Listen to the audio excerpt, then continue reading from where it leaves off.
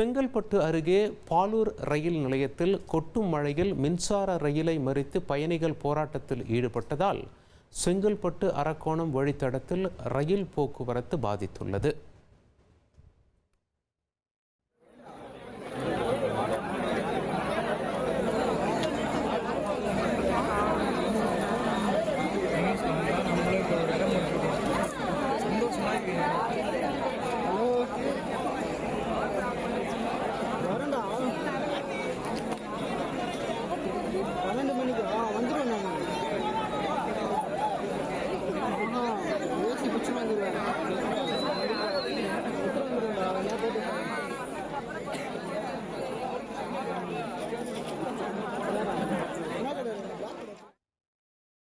கூடுதல் விவரங்களுடன் இணைகிறார் செய்தியாளர் நவீன். நவீன், உங்களுடைய தகவல்களை பதிவு செய்யுங்க.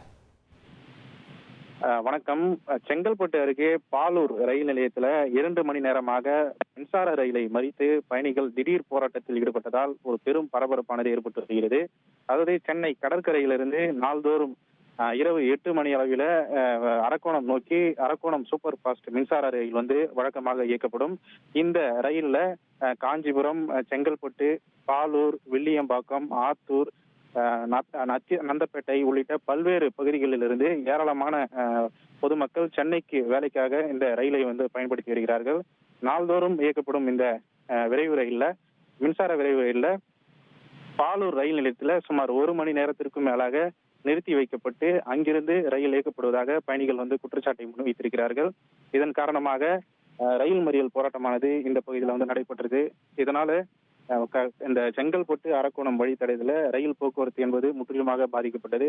இந்த ரயில் மறியல் போராட்டத்தின் காரணமாக சென்னை கடற்கரையிலிருந்து காஞ்சிபுரம், அரக்கோணம், திருமால்பூர் செல்லும் ரயில்களும், அதே போல மும்பையிலிருந்து நாகர்கோவில் வரை செல்லும் சத்ரபதி சிவாஜி எக்ஸ்பிரஸ் விரைவு ரயிலும் ஆங்காங்கே நிறுத்தப்பட்டு பயணிகள் கடுமையான அவதிக்குள்ளாகினர்.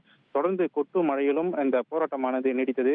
தொடர்ந்து சம்பவ இடத்திற்கு வந்த செங்கல்பட்டு ரயில்வே போலீசார் மற்றும் செங்கல்பட்டு நிலைய மேலாளர் பாலூர் ரயில் நிலையத்தில் இந்த அரக்கோணம் சூப்பர் ஃபாஸ்ட் ரயிலை இனிமேல் நிறுத்த மாட்டோம், உடனடியாக ரயிலை இயக்க நடவடிக்கை எடுக்கப்படும் என உறுதியளித்த பின் இந்த போராட்டமானது தற்போது முடிவுக்கு வந்திருக்கிறது. தற்போது வழக்கம் போல ரயில்கள் இந்த வழித்தடத்தில் இயக்கப்படுகிறது.